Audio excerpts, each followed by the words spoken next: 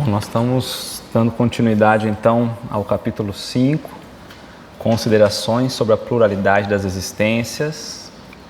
Não é uma questão, como nós já apresentamos na semana passada, a questão 222, é um texto que Kardec nos coloca a pensar sobre a reencarnação. Primeiro, trazendo, como ele mesmo diz, ou excluindo, como ele mesmo diz, a ideia da doutrina espírita, que nós devemos pensar na reencarnação ignorando aquilo que os espíritos nos trouxeram, aquilo que a razão nos diz, se aquilo que ele está trazendo realmente para nós faz sentido, se está alimentando com a nossa razão.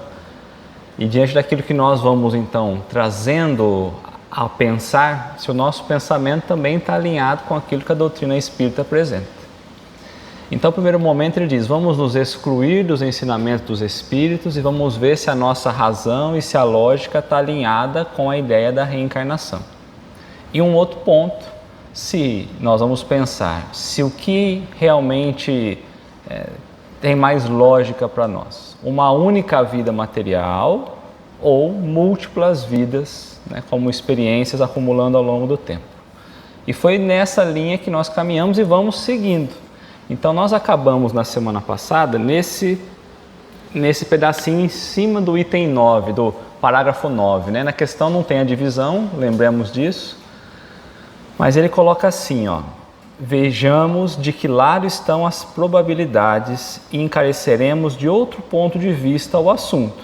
Então agora vamos analisar por um outro ponto de vista, unicamente como um estudo filosófico. Então nós não vamos trazer ideia dos espíritos. O que nós vamos olhar aqui e analisar é pelo aspecto filosófico da ideia da reencarnação. Então é o que eu falei, às vezes o texto acaba sendo maçante porque não é pergunta e resposta e exige que a gente fique pensando. E de novo, doutrina espírita não é Kardec escreveu, os espíritos ditaram, nós vamos tomar como verdade. Muitas vezes um ensinamento nós vamos tomar ele como incompreensível e ao longo do tempo nós vamos compreendendo quando aprendemos um pouco mais sobre as leis espirituais. Mas nesse momento nós estamos trabalhando com a ideia da razão. Se o que apresenta o texto está alinhado com o que a nossa razão já considera como sendo certo, tá bom? Então unicamente como estudo filosófico, sempre abstraindo do ensino dos espíritos. Então ele vai trazer a gente de novo a olhar apenas pela ideia da razão, ignorando os ensinamentos que os espíritos nos trouxeram. Tudo bem? Semana passada teve alguma dúvida, alguma coisa? Tudo tranquilo, Então tá bom. Agora ele traz assim, se não há reencarnação, só há evidentemente uma existência corporal. Então vamos deixar muito claro, só tem como existir uma coisa ou outra. Ou há diversas encarnações, ou existe apenas uma vida material. Morremos, acabou. Se existe a possibilidade de uma encarnação, também há de 2, de 3, de 4, de 5, de infinitas. Então a gente tem que pensar nesse ponto. Porque entender que não é apenas esta vida é abrir o entendimento para que nós vamos ter diversas outras vidas materiais. E cada uma dessas vidas com um objetivo. Senão Deus tem criado inutilmente. Se a nossa atual existência corpórea é única, só temos uma vida material, a alma de cada homem foi criado por ocasião do seu nascimento. Então, se eu falar que só existe uma vida material, morreu, acabou tudo, quando que a alma foi criada? Então aqui Kardec vai trabalhar da impossibilidade de isso ser uma realidade. Como que a razão não deixa a gente acreditar nisso? Porque se só existe uma vida, a alma foi criada no momento em que o corpo foi criado. Então se a nossa atual existência corpórea é única, a alma de cada homem foi criada por ocasião do seu nascimento, a menos que se admita a anterioridade da alma, caso em que se caberia perguntar o que era ela antes do seu nascimento. Então, não, ela foi criada antes do corpo, que foi até, acho que o Paixão trouxe essa questão, Tá, então se ela foi criada antes do corpo, se ela já existia antes do corpo físico, o que ela era? Ou aonde ela estava? Ou fazendo o quê? É a primeira questão que a gente precisa responder. Porque nós estamos querendo alimentar a nossa razão. Não é um impositivo de resposta, é alimentar a nossa razão. Tá bom, a nossa alma foi criada no momento do corpo físico. Não. Ela antecede ao corpo físico. Muito bem. E o que ela era? Ela era alma. Ela era alma? Era. Tá. Onde ela estava? Fazendo o quê? Em que estado? De que forma? Então, aí, para ser uma verdade, a gente precisa responder essas questões. E é o que Kardec vai decorrer aqui no texto. E se o estado em que se achava não constituía uma existência sob uma forma qualquer? Então, não existia uma forma, essa alma? Estava em estado nenhum? Ela iniciou realmente, de fato, com o corpo? Não tinha forma, não tinha nada antes? É o que ele está trazendo, né? Não há meio termo. Ou a alma existia ou não existia antes do corpo. É igual à luz, ou ela está apagada ou ela está acesa. Não tem meio termo. A luz pode estar mais fraquinha, mas ela está acesa, a corrente está ali. Então nós precisamos responder, ou é uma coisa ou é outra. Ou ela já existia ou não existia. Tá? Se existia, qual era a sua situação? Qual era o estado dela? Tinha ou não tinha consciência de si mesma? Porque se ela não tinha consciência, ela existia? Porque a alma, ela precisa ter consciência. Se ela tinha consciência, ela já guardou as experiências desse período de consciência. Então, se a gente vai defender uma única vida, eu não posso admitir que a alma já tinha uma existência, porque a consciência já estaria ativa. Certo até aqui? Se não tinha, é quase como se não existisse. Porque se ela não tinha consciência, ela tinha individualidade, ela tinha uma identidade. Sem consciência, não existia. Se tinha individualidade, ela era progressiva ou estacionária. Então vamos supor que ela foi criada antes e ela tinha uma individualidade, mas ela não tinha ainda vindo a se unir ao corpo físico, vamos pensar assim. Essa alma, ela progredia ou ela se mantia do jeito que ela estava? Porque se ela manter do jeito que ela estava, vai contra a ideia de Deus no sentido de progresso. Cria uma coisa que não progride. E se progride, de que forma progride? Baseada no quê? Num e no outro caso, a que grau chegara a tomar o corpo? Então, por que antes ela não estava atrelada a um corpo e depois, quando o corpo nasceu, ela se atrelou a um corpo? Será que ela precisou chegar a algum grau, a algum desenvolvimento, e aí nesse desenvolvimento X é quando ela poderia se ligar a um corpo? Ou será que Deus vai criando um monte de alminha lá, e aí quando o corpo vai sendo produzido, vai catando uma alminha e colocando no corpo? Admitindo, de acordo com a crença vulgar, que a alma nasce com o corpo, ou seja, o começo absoluto da alma é com o corpo físico, ou o que vem a ser o mesmo que antes de encarnar, só dispõe de faculdades negativas. O que são faculdades negativas? Quando eu coloco um não na frente. Eu não penso, eu não existo, eu não sinto, eu não nada. Porque se ela só foi criada a partir daquele momento do corpo, seria o corpo que daria essas experiências. Então ela só traria experiências negativas. Ela nada poderia ter sentido, nada antes. Então só teria faculdades negativas. Então nós vamos perguntar com essas questões. Então Kardec começa elencando a primeira questão. Por que é então que mostra a alma aptidões ou talentos naturais tão diversos e independentes das ideias que a educação lhe faz adquirir? Porque cada um de nós nasce com, vamos pensar assim, com aptidões diferentes, com talentos diferentes. E são talentos que não são a educação que nos transmite. Se a alma ela é criada neutra, não teve experiência nenhuma antes, todas as faculdades seriam negativas. Da onde ela traz essas aptidões? Da onde nós trazemos certas aptidões que nós temos? Não estamos falando nem daquelas pessoas com aptidões, que é o próximo tópico. Nós estamos falando das aptidões normais que nós vamos tendo, né? Uma facilidade para uma coisa aqui, outro para outra coisa ali, ideias que são já formadas em nós, em outros ainda não. Isso não é um meio da educação, nós já nascemos com isso. Então é o que ele está perguntando. Por que então que se a alma foi criada todo junto para o corpo físico, por que há tantas diversas aptidões, independentes das ideias que a educação lhe faz adquirir? É a primeira pergunta. Da onde vem então as aptidões extras normais? A pegar aquelas crianças que desde pequenos sabem fazer conta, tocar instrumento musical, diversos instrumentos e tantas outras coisas, né?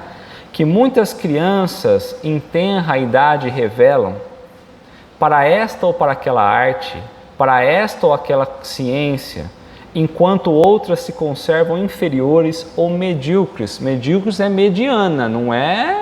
Medíocres é uma palavra que a gente acaba distorcendo, mas é a pessoa na média, mediana, né? Durante a vida toda. Se a alma começou no corpo, todo mundo começou do zero. Da onde surge isso? Kardec está só perguntando para alimentar a razão, buscando o lado filosófico. Item 3.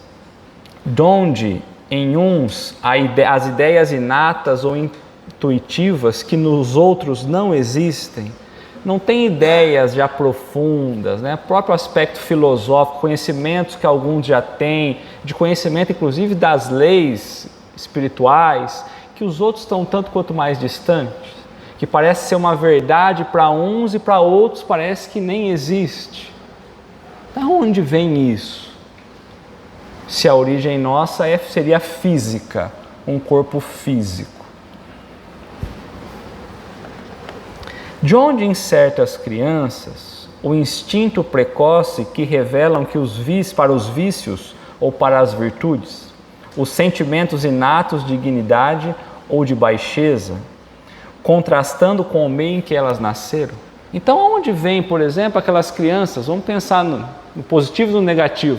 Você tem um ambiente de nascimento tão positivo, com tantas virtudes, e às vezes ali tem uma criatura com vícios tremendos, ainda alimentando um instinto terrível. E o contrário também. Pais com instintos terríveis e um filho já com virtudes, ou seja, o meio em que eles vieram não representa o que eles são. Como explica isso, uma vez que a alma ela vem neutra ao corpo físico? Então, até aqui, nós não conseguimos responder as perguntas. Nós não estamos falando da reencarnação até aqui. Nós estamos falando de uma única existência material. Então, essa ideia de uma única vida material tem que alimentar as respostas que nós estamos fazendo. Porque, abstraindo-se da educação, uns homens são mais adiantados do que outros? Não tem homens que têm mais conhecimento, mesmo fora da educação? Abstraindo da educação normal? Então há uma diferença também na ideia do conhecimento. Cada um de nós traz um nível de conhecimento diferente. Certo? Porque há selvagens e homens civilizados? Se tomardes de um menino otentoide, ou seja, uma cultura mais primitiva, recém-nascido, e o educardes nos nossos melhores liceus, fareis dele algum dia um Laplace ou um Newton? Será que nós conseguimos pegar um selvagem e transformar ele num grande gênio? Numa única vida? Então, como explica esses grandes gênios? Ou como explicar essa diferença de culturas, de civilizações? Jean, abaixa um pouco o ar que eu acho que está calor. Está calor, não está? Tá? Acho que está lá no fundo, lá.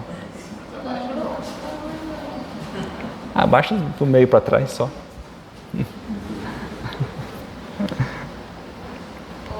Léo, por favor.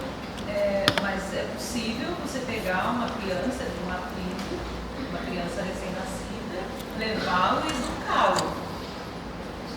Só não transformá-lo num gênero. Pensando numa única vida material, quando ele coloca assim, né? Algum dia ele será um Laplace ou um Newton, alguém saindo de uma... Não é nem civilizado, primitivo ainda, né? Então é impossível, né, nós conseguirmos fazer essa... Sim. Porque existe tempo esse tipo de aprendizagem. Isso. Mas é isso aí. Mas o que ele está querendo dizer assim, considerando uma única vida material, uma única existência material, pensando nesse tempinho que nós temos aqui, é possível? Não, porque vai faltar inclusive repertório para aquele espírito poder entender e chegar a um avanço, né?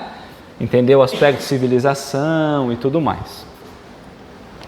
Então ele pergunta assim, Kardec, ó, qual a filosofia que busca entender o saber através da razão, né? Qual a filosofia ou qual a teosofia que vai trazer as verdades universais das religiões capaz de resolver esses problemas que nós trouxemos até aqui? Essas três questões, que filosofia e que religião, digamos assim, que verdade universal que as religiões professam, que são capazes de responder todas essas questões para trás. Esquece o espiritismo. Ele pediu para esquecer os espíritos. Então, independente da linha de pensamento que nós formos pensar, nós não conseguimos responder essas 6 questões. Então, a partir do momento em que eu não tenho uma resposta, esse caminho deixa de ser verdade, porque eu já provo que aquela linha de pensamento não alimenta essa resposta. Certo? Tudo bem até aí? Então, uma verdade, ela só é verdade quando ela contém verdades. Eu abri 6 lacunas e não existe respostas. Então vamos seguir. É fora de dúvida que ou as almas são iguais ao nascerem ou são desiguais. Certo? Só pode ser igual ou desigual. Se são iguais, por que entre elas tão grande diversidade de aptidões? Dir-se-á que isso depende do organismo. Então, quando eu olho muitos que defendem uma única existência, vai dizer que aquela pessoa, ela foi beneficiada, mas o organismo dela é que propicia ela ter esse desenvolvimento ou essa aptidão. Ela já veio preparada para essa aptidão, com a genética incrível para aquela situação. É dito que ela tem um talento natural. Um talento natural. Que a genética, que o organismo já veio preparado para aquilo. Mas então, achamos-nos em presença das mais monstruosas e imorais das doutrinas. Por quê? Porque o homem não é um espírito, ele passa a ser o corpo. E quando passa a ser o corpo, eu posso deixar de lado algo que é do espírito. O que é do espírito? A moral. Quando eu coloco que tudo está no corpo, eu posso colocar de lado o aspecto moral, porque a moralidade estaria na essência espiritual. Então, a gente cairia numa doutrina materialista, quando a gente coloca toda a resposta diante do corpo. E o corpo seria só um instrumento da ação do próprio espírito, que é o que carrega a moral. A própria alma é ela que está carregada da moral. O homem seria simples máquina, joguete da matéria. Deixaria de ter a responsabilidade dos seus atos, pois que poderia atribuir tudo às suas imperfeições físicas. Hoje nós temos os temperamentos. E nós afirmamos que os temperamentos são definitivos. Então, se eu nasci colérico, eu vou morrer colérico. Então, eu estou colocando que o meu organismo é o que define o que eu vou ser. Não, está falando que é o espírito que é colérico. Então, ele pode se modificar a qualquer momento, os temperamentos não são fixados. Mas tem um problema quando a gente coloca a ideia fixa da matéria como sendo a resposta de tudo. Porque vamos pensar que eu cometa um crime. Se eu aceito a ideia de que tudo é do corpo, quem cometeu o crime não foi eu, foi o corpo. E quem me controla não é o espírito controlando o corpo, é o corpo controlando o espírito.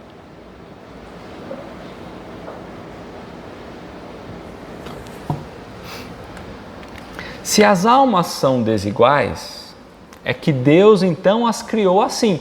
Muitos vão dizer isso. Deus criou diferente, porque não sei, porque quis. Cada um tem uma aptidão, mas Deus quis assim, não sei, não quero saber, é um mistério divino. Então o mistério a gente põe aqui em cima, porque nós não vamos responder o porquê. Então muitos vão dizer, se as almas são desiguais, é que Deus as criou assim. Nesse caso, porém, por que a inata superioridade concedida a alguns? Por que Deus escolheu alguns para ser melhor que os outros? Eu até aceito que Deus criou, então, alguém melhor que o outro, mas eu preciso saber o porquê. Qual é a regra de Deus? Porque se eu não entender a regra, Deus não é justo. E aí ele perde seu atributo. Ele deixa de ser Deus. Então há um conflito. Essa ideia que nós estamos trabalhando de uma única vida material entra em conflito com o que as próprias religiões pregam. Inclusive ao aspecto moral e na justiça e bondade divina.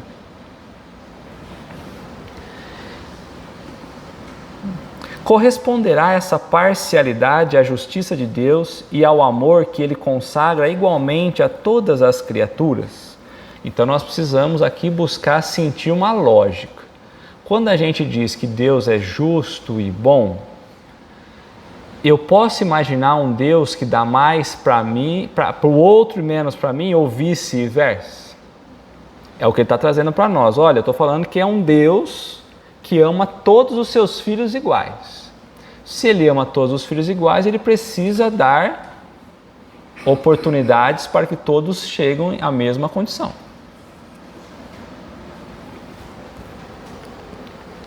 Admitamos então ao contrário. Então nós estamos falando de uma única vida material, uma unicidade. Agora vamos para a pluralidade.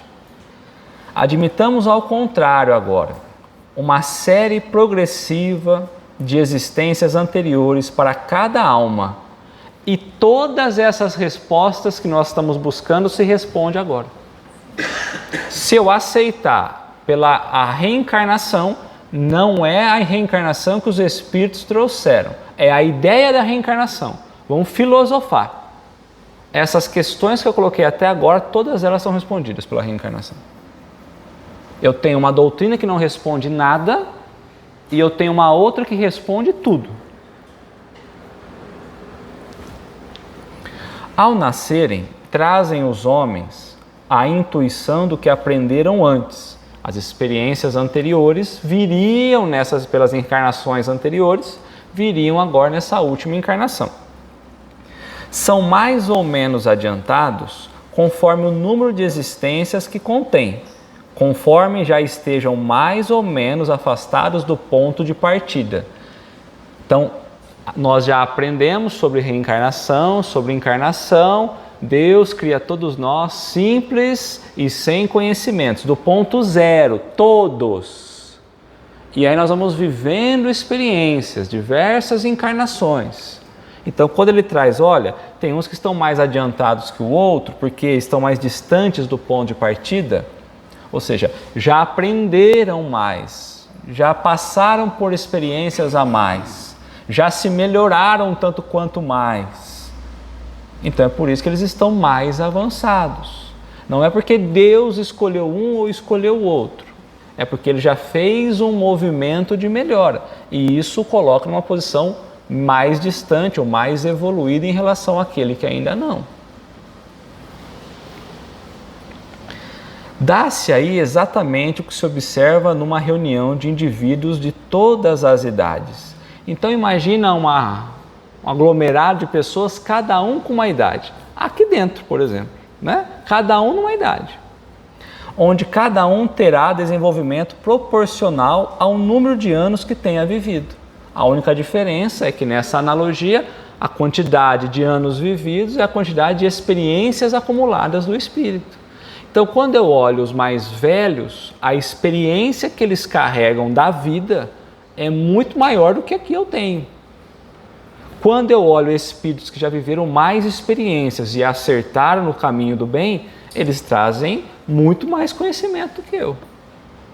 É a mesma visão que a gente tem da vida material, nessa diversidade de idades, né?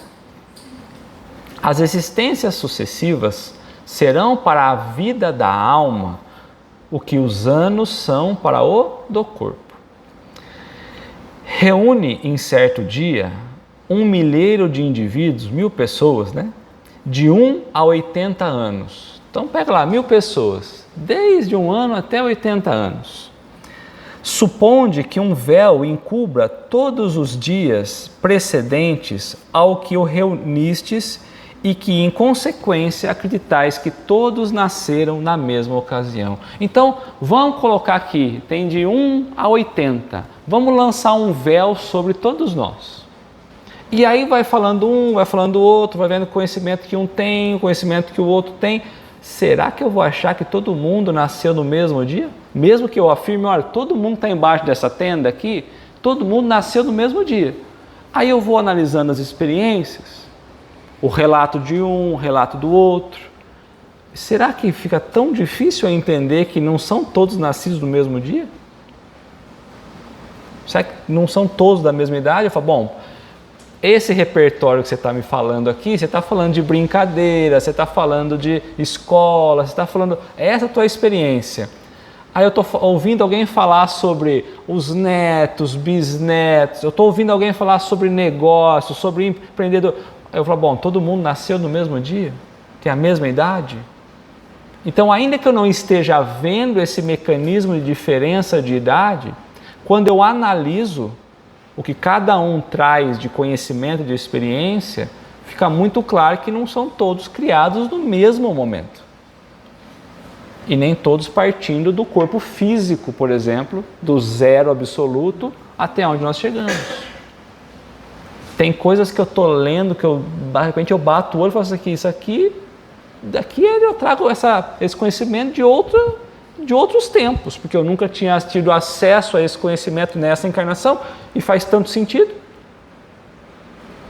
Isso para mim não é novo. É uma verdade incontestável. Para mim não tem como eu imaginar que não seja isso.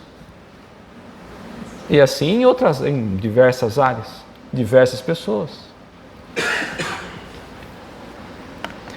Perguntareis naturalmente, como é que uns são grandes e outros pequenos, uns velhos e outros e jovens outros, instruídos uns, outros ainda ignorantes, né? Então, quando a gente não sabe do passado, nem o que está embaixo do véu, como ele colocou, nós não conseguimos saber o passado. Então, eu olho hoje para cada um, eu não sei o passado, mas nós sabemos que cada um de nós tem um período inicial diferente um do outro que não foi com o corpo físico. Deus, em sua justiça, não pode ter criado almas desigualmente perfeitas. Com a pluralidade das existências, a desigualdade que notamos nada mais apresenta em oposição à mais rigorosa equidade, ou seja, justiça divina. É que apenas vemos o presente e não o passado. Então, quando eu olho apenas para o presente, eu posso achar que a justiça divina não está muito alinhadinha, porque eu estou olhando só os dias de hoje. Mas quando eu entendo que aquela alma, aquele espírito, ela está vivendo uma jornada e começou muito antes, né, nesse corpo físico que ela está agora, eu começo a entender que a justiça divina não tem a ver apenas com o presente. Porque senão eu teria que mais uma vez matar a ideia de justiça divina. A este raciocínio serve de base algum sistema, alguma suposição gratuita. A essa ideia que nós trouxemos, tem algum sistema ou alguma suposição que possa realmente sanar as nossas dúvidas, sem ser a ideia da reencarnação? Então, quando a gente olha pela ideia da reencarnação, essa ideia que nós trouxemos da analogia que Kardec coloca, só é possível quando a gente aceita que a alma já existia antes desse corpo físico. Já teve outras experiências. Partimos de um fato patente, incontestável, a desigualdade das aptidões e do desenvolvimento intelectual e moral, e verificamos que nenhuma das teorias correntes o explica, ao passo que uma outra teoria lhe dá explicação simples, natural e lógica. Qual que dá a explicação dessas diferenças de forma simples, natural e lógica? A reencarnação. Será racional preferir-se as que não explicam àquelas que explicam? Se nós precisássemos escolher uma linha de pensamento que não nos responde e uma que responde, por qual nós iríamos? Esquece doutrina espírita. Nós estamos falando, filosofando aqui. Se eu já entendi que uma não me atende e que a outra me responde, qual eu vou escolher? A que responde. Independente de quem veio, porque foi o Kardec que falou, esquece os espíritos, porque essa ideia não veio agora, já existia muito antes. Tudo bem até aqui? Podemos seguir? Será que o pessoal que achava que existia reencarnação na antiguidade, existia alguém, ou alguns, que filosofavam, né? Ou aceitavam que existia, ou acreditava que existia, porque acreditava que vem do pai do filho, vem da criança. Não, nós tínhamos, até o começo desse texto, ele vai trazer muito a ideia de Pitágoras, né? Ele fala, Pitágoras já defendia, depois ele vai trazer a ideia dos egípcios, né? E aí ele vai trazer, quer dizer, isso é uma coisa que remonta aos tempos, desde sempre, por se tratar de uma lei natural. E é a partir do tempo, antes de Jesus, né? E aí, ao passar do tempo, a humanidade vai colocando o seu modo de entender e de acordo com o seu interesse pessoal e vai criando isso, né? Mas aí ele mesmo diz no começo, por que se mantém isso? Porque é uma verdade, porque as mentiras com o tempo vão sendo desmentidas e vão caindo. Então, qual é o grande ponto aqui? Quando alguém fala, não existe reencarnação. A primeira questão é, eu aceito, me prova que não. Porque provar que o inverso é só colocar as questões e falar, me responde. Então o processo é sempre esse. Não sou eu que tenho que provar que existe, é você que precisa provar que não existe. Porque é uma lei natural. Para mim, a lei da gravidade ela existe. Se alguém falar que não existe, teve um tempo aí que teve um maluquinho que falava que não existe. Então ele precisa provar que ela não existe, porque ela está aplicada em tudo. Ela é uma lei natural. Tá, então é sempre esse contraponto que a gente tem que trazer. À vista da sexta interrogação acima, diriam naturalmente que os Hotentotes é de raça inferior. Então tinha a ideia lá das etnias, mais na parte da África, geralmente da pele negra, que imaginava que eles, por ser um povo nômade, né, fora da civilização, eles fossem uma raça menos evoluída. Então tinha aquela ideia das raças, né? Tal ideia é melhor, tal raça é mais evoluída, tal raça é menos evoluída, né? Perguntaremos então, se os Hotentotes é ou não um homem. Porque nem considerava eles da raça humana. Então Kardec vai fazer assim, ó, é ou não é homem? Porque muitos falam, não são. Então aí entra o que ele vai colocar agora, ó. Se é, por que a ele a sua raça privou Deus dos privilégios concedidos à raça caucásica, que seria mais os brancos, né, os europeus? Então, o primeiro ponto é, eles são humanos? São da raça humana? Se são, por que Deus privou ele de certos privilégios? É um ponto. Se não são considerados humanos, por que muitos os tentam fazê-los cristãos? Em resumo, por que muitos querem cobrar a moralidade deles? Então, se querem se cobrar moralidade desses que se imaginam ser de raças inferiores, tem que considerar que é da mesma raça. Se não são da mesma raça, precisa entender por que Deus não deu condições para eles, então, evoluírem.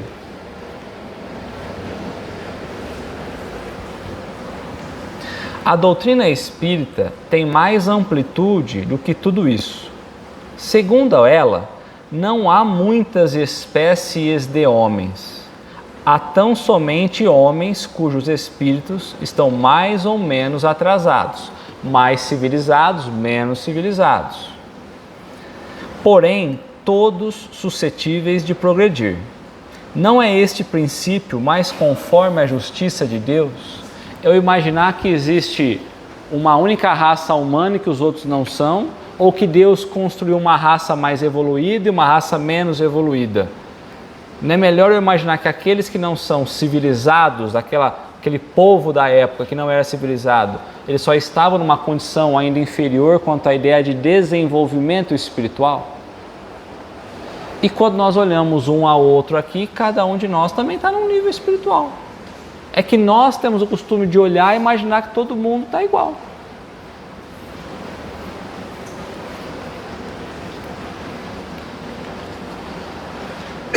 Vimos de apreciar a alma como relação ao seu passado e ao seu presente. Até agora nós estamos olhando o presente da alma e o passado da alma. Então, se a alma existia antes do corpo ou não, e olhando para a situação atual, as diferenças que existem de um para o outro. O que Kardec vai propor agora é, vamos olhar então para o futuro? Vamos pensar no que muitas religiões estão dizendo quanto ao destino dessas almas? Vamos pensar para frente? Se a considerarmos tendo em vista o seu futuro, esbarraremos nas mesmas dificuldades. Então, quando eu vou olhar para frente, as doutrinas que estão apresentadas para nós não respondem também à ideia do futuro. Fica um vácuo em explicações. Então, primeiro, se a nossa alma atual é que só ela decidirá da nossa sorte vindoura, qual, na vida futura, as posições respectivas do selvagem e do homem civilizado? Estarão no mesmo nível ou se acharão distanciados um do outro no tocante à soma de felicidade eterna que lhe caiba? Uma diferença cultural tão grande quanto a ideia das civilizações, como ele bem coloca para nós, entre os selvagens e os civilizados. Será que quando se fala em felicidade eterna, os dois terão condições de chegar à felicidade eterna nas doutrinas que são ensinadas? Esquece agora a reencarnação. Uma única vida material, uma única existência. Os civilizados e os selvagens, ambos terão condições de chegar à felicidade eterna, ir aos céus? Vamos trazer assim, se for melhor. Se for um céu para cada um, tá bom. Não, eu digo um céu diferente, então... Teria dois tipos de céu, né? Aí já entraria em contradição com a própria ideia. Mas eu tenho certeza que aquele ainda no estado primitivo, ele seria incapaz de adentrar a um padrão estipulado pela própria igreja quanto a entrar no céu, em uma única existência. O homem que trabalhou toda a sua vida por melhorar-se, virá a ocupar a mesma categoria de outro que se conservou em grau inferior de adiantamento, não por culpa sua, mas porque não teve tempo nem possibilidade de se tornar melhor?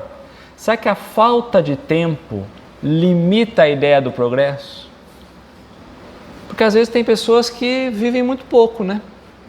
Existem outros que vivem muito mais. Será que a falta de tempo impossibilita o progresso? Quer dizer, eu desencarnei, eu morri, e eu não posso continuar progredindo? Eu não tive tempo hábil para aquilo. Mas muitas vezes, por eu não ter tempo hábil, eu não cometi nenhum pecado. E aí eu fui direto para o céu. E aí teve alguém que precisou viver até 100 anos, se esforçando por melhorar todo dia, e também vai para o céu, para o mesmo lugar. Então seria melhor ao nascer todo mundo já morre, porque aí já vai tudo para o céu. Porque não haveria justiça uma pessoa viver 5 anos e uma 100 e ambos irem para o mesmo destino. Qual é a justiça divina? O que praticou o mal, por não ter podido instruir-se, será culpado de um estado de coisa cuja existência não dependeu dele? Aqui ele não está dizendo que ele é mau porque ele quis ser mau. Ele cometeu o mal porque ele ainda não conhece o bem. Praticou o mal por não ter podido instruir-se. Então ele vai ser condenado, ele nem conhecia nada. Para ele o mal era o estado correto, natural. Então ele vai ser condenado e ele não tem oportunidade nem de conhecer, porque nós falamos, porque nós estudamos, nós estamos no meio. Mas tem pessoas que o mal é o que alimenta ele o tempo todo ainda. A ignorância é muito grande. Então, ao morrer, uma única existência, uma única vida, ele será condenado e não tem oportunidade de melhorar e nem de conhecer o que nós já conhecemos, por exemplo. Não tem justiça.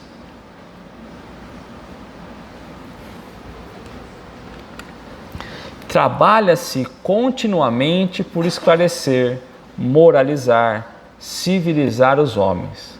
Mas em contraposição a um que fica esclarecido, milhões de outros morrem todos os dias antes que a luz lhes tenha chegado. Isso dá um alívio, porque a gente olha para a humanidade, a gente está entendendo o que Kardec colocou aqui. Milhões vão seguir do jeito que está, enquanto um vai encontrar a luz, vai entender e buscar se melhorar. Então, mas em contraposição, a um que ficou esclarecido, milhões de outros morrerem todos os dias antes que a luz lhe tenha chegado, sem que a orientação moral tenha chegado. Qual a sorte desse último? Que a educação moral não chegou. Serão todos tratados como condenados eternos? E no caso contrário, que fizeram para ocupar categoria idêntica dos outros? Se eles não forem ser condenados eternamente, o que eles fizeram de melhor do que os outros que se esforçaram para chegar ao céu?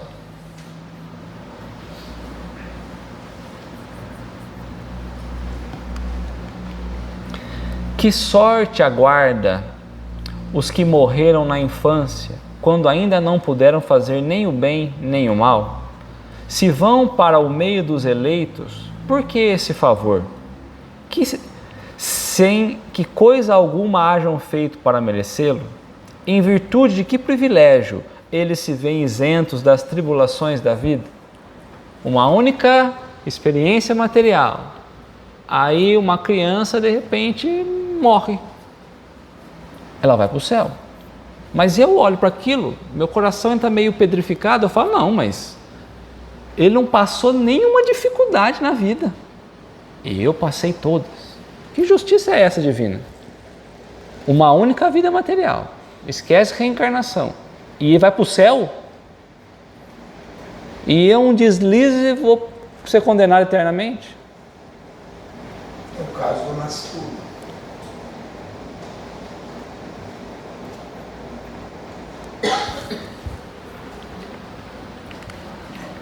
Haverá alguma doutrina capaz de resolver esses problemas? Tira a doutrina espírita. Qual doutrina responde essas perguntas?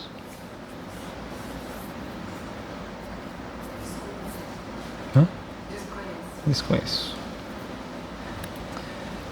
Então Kardec, a pergunta dele é justamente essa, ele está buscando uma solução para isso, né? Qual é a doutrina que soluciona tudo isso? O passado das almas, o presente das almas e o futuro das almas. Uma doutrina, o que é considerado verdade, tem que responder tudo aquilo que lhe é apresentado, como lei divina, como lei natural, não é algo inventado, provado. Admitam-se as existências consecutivas e tudo se explicará em conformidade com a justiça de Deus. O que se não pode fazer numa existência, far-se-á em outra. Assim é que ninguém escapa à lei de progresso, que cada um será recompensado segundo o seu merecimento real e que ninguém ficará excluído da felicidade suprema, a que todos podem aspirar, quaisquer que sejam os obstáculos com que topem no caminho. Essa vai direto para quarta-feira. Então, ele está falando da lei de Deus, uma lei natural aqui. Por que a reencarnação alimenta a lei natural? Porque ela não escapa da lei de progresso, que é a lei que Deus coloca para tudo, inclusive para o mundo material. Cada um é recompensado segundo o seu merecimento real. Então não é porque um foi privilegiado ou porque o outro foi, não. Eu vou evoluir, eu vou sendo feliz, né? Eu vou encontrando paz a partir do meu merecimento pessoal. Não é porque Deus me deu essa condição ou não. E que ninguém fique excluído da felicidade suprema. Então aquela ideia de que foi condenado acabou, não. A reencarnação alinhada com a lei divina vai dizer que nós vamos ter sempre oportunidades de chegar a esse estado de felicidade suprema, a que todos podem então aspirar, quaisquer que sejam os obstáculos com que topem no caminho. Porque independente das dificuldades que eu vou encontrando, são essas dificuldades que me propiciam continuar avançando, evoluindo. Então, independente do que eu encontrar no caminho, eu vou continuar seguindo e evoluindo. Não vai parar. Porque às vezes eu vou encontrar um obstáculo tão grande, uma tentação tão grande e eu vou cair. E se eu cair nessa tentação e eu imaginar a ideia de uma condenação eterna, eu não posso retornar para poder seguir a jornada evolutiva. Então estaria rompendo a lei de progresso também. Essas questões facilmente se multiplicariam ao infinito, porquanto inúmeros são os problemas psicológicos e morais que só na pluralidade das existências encontram soluções. Limitamo-nos a formular as de ordem mais geral. Como quer que seja, alegar-se-á talvez que a Igreja não admite a doutrina da reencarnação. Tá, então pode ser, tudo bem, nós já trouxemos até aqui. Só que a Igreja diz que não existe reencarnação. Então pode ser que a Igreja vai alegar que não existe. Até aqui, o que dizem que existe não responde nada. E o que responde, muitos vão dizer que não existe. Está tudo certo. Logo, não admite a doutrina da reencarnação. Logo, ela subverteria, ou seja, vai dizer que a Igreja por si só se destruiria nessa ideia da reencarnação, a religião moral. Não temos o intuito de tratar desta questão nesse momento. Então Kardec não vai trabalhar essa ideia religiosa imposta pela Igreja nesse momento. Quando a gente busca o céu e o inferno, a primeira parte do céu e inferno, quando traz as teorias ali, é interessante. Quem quiser ver Kardec confrontando as doutrinas, é uma delícia. Tá? Então fica o convite à primeira parte do céu e inferno. Basta-nos o havermos demonstrado que aquela doutrina é eminentemente moral e racional. Tá bom, a Igreja diz que não é uma realidade, tá tudo certo.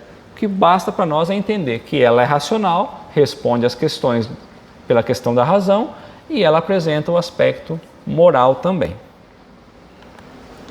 Ora, o que é moral e racional não pode estar em oposição a uma religião que proclama ser Deus, a bondade e a razão por excelência.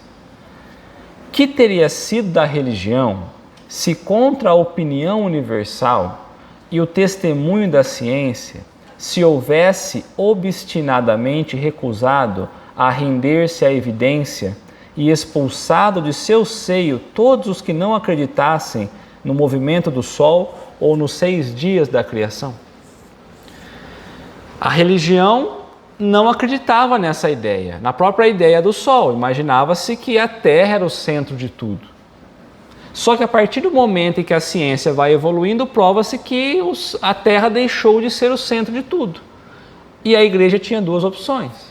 Ou ela deixava a ciência seguir e explicava de outros modos, ou se ela ficasse defendendo a ideia, ela entraria em ruínas.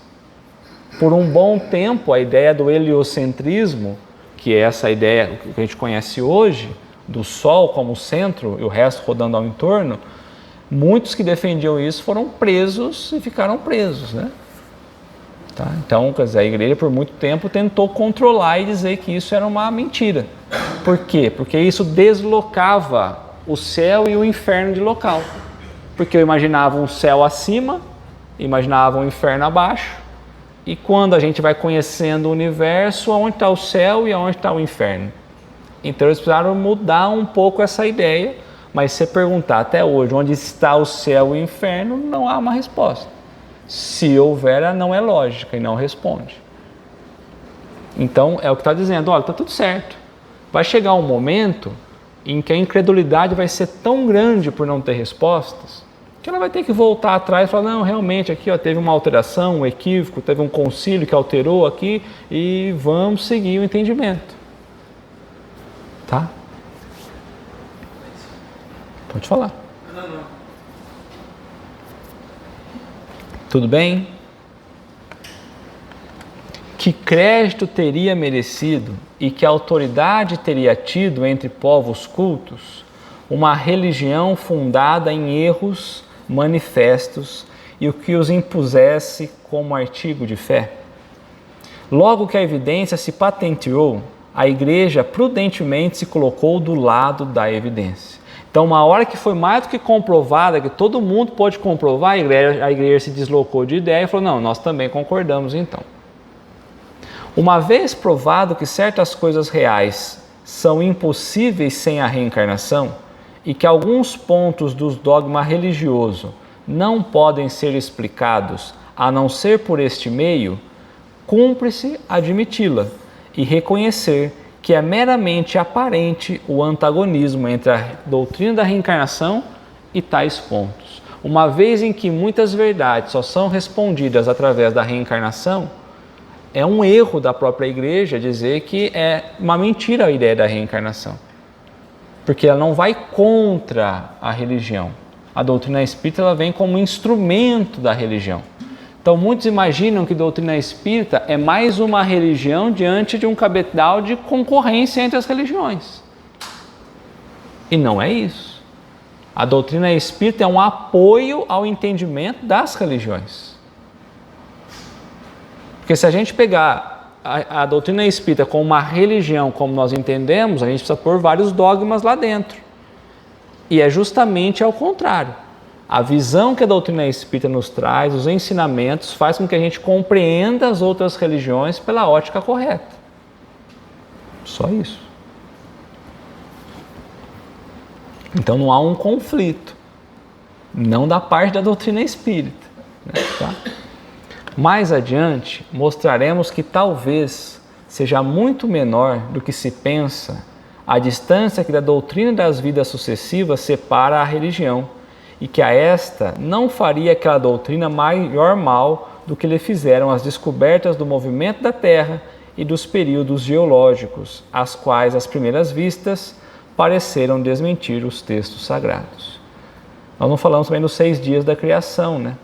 Porque quando a gente olha as eras geológicas, os históricos, né, dos solos, é impossível, levado ao pé da letra do que está diante dos evangelhos, do Antigo Testamento, é impossível que aquilo tenha acontecido ao pé da letra.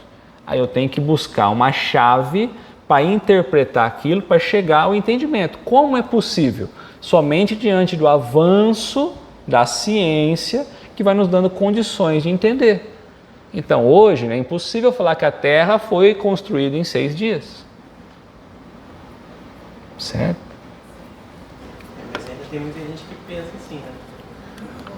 Infelizmente ou felizmente ainda que insistem nessa ideia. Exato. Ademais, o princípio da reencarnação ressalta de muitas passagens das Escrituras, achando-se especialmente formulado de modo explícito no Evangelho.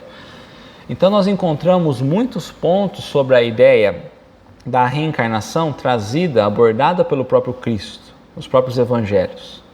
Então não é uma coisa que vem só depois. O próprio Cristo falou disso, falou sobre essa lei. Só que quando a gente retira pedaços ou interpreta ao nosso bel prazer, ao pé da letra, muitas vezes a gente não entende. Então, se eu vou interpretar tudo ao pé da letra, o Evangelho, o Antigo e o Novo Testamento inteiro tem que ser ao pé da letra. Inclusive o Antigo. Aí eu aceito. Se for tudo ao pé da letra, tá tudo certo. Só que nós vamos viver uma barbárie. Então, se a partir do momento em que eu escolho o que é ao pé da letra, o que não é, eu entendo que tudo ali é código, é tudo interpretação. E para interpretar eu preciso de uma chave de entendimento. Eu fujo da fantasia. Tá bom, eu posso não entender isso aqui agora, mas eu não vou colocar a minha imaginação, vou deixar de lado. Quando eu ganhar conhecimento, quando a humanidade evoluir, quando a ciência trouxer, aí eu vou voltar de novo nessa ótica e vou entender. Era possível entender algumas coisas quando eu não entendia a lei do mundo material, por exemplo? Não. E se eu não entendo a lei espiritual, tem muitas coisas que eu também não consigo entender. Nós vamos ter que voltar de novo. Existe Deus, Espírito e matéria. Para que tudo esteja em harmonia, tem que ter uma lei material, uma lei espiritual. Então a gente começa a entender um pouquinho de cada lei, mas se eu não entendo, eu não tenho como interpretar o que estava escrito ali. Então ele vai trazer uma passagem para nós, né? Nós já até trouxemos ela. Quando desciam da montanha, depois da transfiguração, ele colocou entre parênteses aí bonitinho, porque ali houve um fenômeno mediúnico, explicado pela doutrina espírita através das leis espirituais. Quando desciam da montanha, Jesus lhes fez esta recomendação aos discípulos: não faleis a ninguém do que acabastes de ver, até que o Filho do Homem tenha ressuscitado dentre os mortos. O primeiro papel aqui para a gente analisar é ressuscitado dentre os mortos. É ressurreição, ele vai voltar no corpo físico, tá bom. Perguntaram-lhe então seus discípulos: por que dizem os escribas ser preciso que primeiro venha Elias? Elias ia ter que voltar, né? Antigo profeta, né? E ele ia ter que retornar. Então falou: olha, muitos estão dizendo que Elias precisa voltar. É primeiro preciso que venha Elias. Respondeu Jesus então: é certo que Elias há de vir e que restabelecerá todas as coisas. Tá tudo bem, Elias precisa vir para restabelecer, para ser um precursor, para abrir caminho para o Messias, que era o próprio Cristo, e que a maioria, quase todos, não percebiam como, porque aguardavam ainda a vinda de Elias. A vinda, mas Elias já tinha morrido.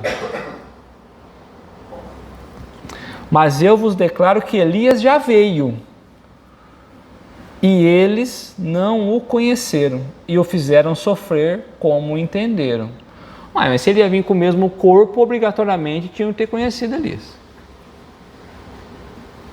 Leonardo morreu. Aí daqui a pouco eu volto aqui do mesmo jeitinho. O Leonardo está aí. Não reconheceu, mudou de fisionomia?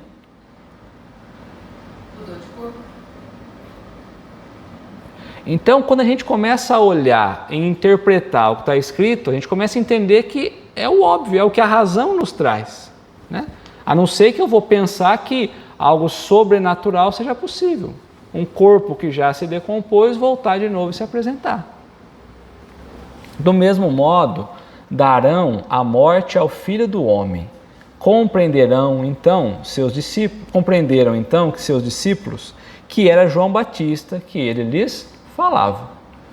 Então, Jesus falava de João Batista, mas ele falava que Elias já tinha vindo. Então, quem veio no lugar de Elias? João Batista. Então, se Elias ia vir, ele não podia chamar João Batista, ele tinha que chamar Elias. Se ele chamou João Batista, alguma coisa teve diferente. É um outro corpo? Uma outra vida material? Uma outra pessoa que seja? Mas a mesma pessoa não seria então. Pois que João Batista fora Elias, coloca Kardec aqui, né? Houve reencarnação do espírito ou da alma de Elias no corpo de João Batista. Ademais, como quer que opinemos acerca da reencarnação, quer a aceitemos, quer não, isso não constituirá motivos para que deixemos de sofrê-la, desde que ela exista, malgrado todas as crenças encontrar. Ainda que todas as crenças possam encontrar essa ideia, nós vamos vivê-la ela independente de qualquer coisa. O essencial está em que o ensino dos espíritos é eminentemente cristão. O ensino dos espíritos tem a sua base, o seu centro, né, dos valores cristãos, ou seja, está alinhado com aquilo que Jesus trouxe. Então o espiritismo ele é cristão. Apoia-se na imortalidade da alma, nas penas e recompensas futuras, na justiça de Deus, no livre-arbítrio dos homens, na moral do Cristo. Logo, não é antirreligioso. Então, imaginar que a doutrina espírita é contra as religiões mostra uma certa ignorância. A gente pode achar que não. Eu compartilhei com algumas pessoas o que nós recebemos em redes sociais em relação à ideia de doutrina espírita. E tem umas que eu acho até bonitinha, porque eu falo assim, olha, eu vou rezar para que Deus cuide da tua alma. Eu falo, reza que eu estou precisando. Essa é a mais bonitinha, assim. Então, para nós, é algo que a gente já tem conhecimento, mas quando sai daqui, não vai que é coisa do demônio. É daí para cima. Faz o que faz? Uma semana que nós tivemos alguns episódios nesse sentido. Daí para baixo. Né? Daí para baixo. Temos raciocinado, abstraindo, como dissemos, de qualquer ensinamento espírita, que para certas pessoas carecem de autoridade. Não é somente porque veio dos espíritos que nós e tantos outros nos fizemos adeptos da pluralidade das existências. Não é porque os espíritos falaram que eu vou captar isso como verdade e vou viver. É o que eu sempre falo. Pouco importa se veio dos espíritos, poderia ter vindo de um humano. Se aquilo faz lógica, se tem razão, está tudo certo. É o que ele coloca agora, ó. É porque essa doutrina nos parece a mais lógica e porque só ela responde questões que até então não tinha soluções. Não tinha resposta. Então, por que eu vou ficar com alguma outra coisa que não me dá resposta? Eu vou seguir aqui. Tá bom, se daqui 1000 anos eu ver que não teve sentido, tudo bem. Aí eu vou alimentar minha razão. Por enquanto é o que tem respondido todas as questões. Ainda quando fosse da autoridade de um simples mortal, tê-la-íamos igualmente adotado e não teríamos hesitado um segundo mais em renunciar às ideias que esposávamos. Em sendo demonstrado o erro, muito mais que perder do que ganhar, tem o amor próprio, com o que se obstina na sustentação de uma ideia falsa. Então, muitas vezes o orgulho fica tentando sustentar uma coisa que não tem resposta. E isso traz mais erro, mais prejuízo do que aceitar uma verdade. Assim também, tê-la-íamos repelido, mesmo que provindo dos espíritos, se nos parecera contrária à razão, como repelimos muitas outras, pois sabemos por experiência que não se deve aceitar cegamente tudo o que vem dos espíritos, da mesma forma que se não deve adotar às cegas tudo o que procede dos homens. Então não tem diferença o que vem dos espíritos do que vem dos homens. Tudo eu trago para o crivo da razão. Kardec dispensou diversas mensagens e comunicações que não passou pelo crivo da razão. Muitas delas, inclusive, sobre a ideia do plano espiritual, como se desenhavam. O melhor título que, ao nosso ver, recomenda a ideia da reencarnação é o de ser, antes de tudo, lógico. Outro, no entanto, ela apresenta o de a confirmarem os fatos positivos e, por assim dizer, materiais, que um estudo atento e racional revela a quem se deu o trabalho de observar com paciência e perseverança, e diante dos quais não há mais lugar para a dúvida. Então, o que Kardec sempre pede para nós? Por que é uma doutrina de observação? Vamos observar os fatos, vamos observar os encarnados primeiro. Cada um tem uma aptidão, cada um tem um desenvolvimento, como nós já trabalhamos. Tá, e agora? O que eu posso observar mais? Vamos olhar os espíritos? Vamos analisar o que eles nos trazem? As diferenças de cada um? Vamos ouvir o que eles estão falando quanto à ideia dessa encarnação e de outras? Vamos buscar a veracidade disso? Então, reencarnação é algo provado. Agora, depende o meio que a gente quer provar. Pelas ciências tradicionais, as ciências tradicionais vão analisar matéria. Se eu quero analisar o espírito, eu preciso usar da ciência espírita. São dois elementos, material e espiritual. Eu não consigo utilizar leis espirituais baseadas na lei material, nem ao contrário. Quando esses fatos se houverem popularizado, como os da formação e do movimento da Terra, forçoso será que todos se rendam à evidência, e os que se lhes colocaram em oposição, verão-se constrangidos a desdizer-se. Reconheçamos, portanto, em resumo, que só a doutrina da pluralidade das existências explica o que sem ela se mantém inexplicável, que é altamente consoladora e conforme a mais rigorosa justiça de Deus, que constitui para o homem a âncora de salvação que Deus, por misericórdia, lhe concedeu.